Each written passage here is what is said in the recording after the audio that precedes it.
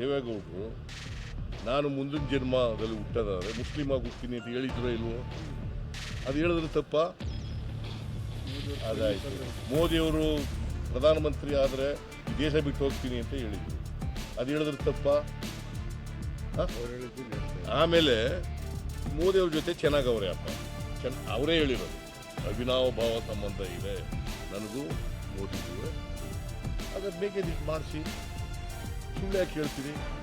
ಮುಂದೆ NDA ಬಂದ್ರೆ ಮಾಡಿಸ್ತಾರಂತೆ, ಈಗಲೇ ಮಾಡಿಸ್ತೀವಿ. ಚೆನ್ನಾಗಿದ್ದೀವಲ್ಲ ನೀವು, ಅದು ಹೇಳಿದೆ ನಾನು. ಇದು ಸತ್ಯನ ಗರ್ವನ? ಇದು ಸತ್ಯ ಹೇಳಿದ್ರೆ ಅವ್ರ ದೃಷ್ಟಿನಲ್ಲಿ ಗರ್ವ, ಸುಳ್ಳು ಹೇಳಿದವ್ರು ಅವರು.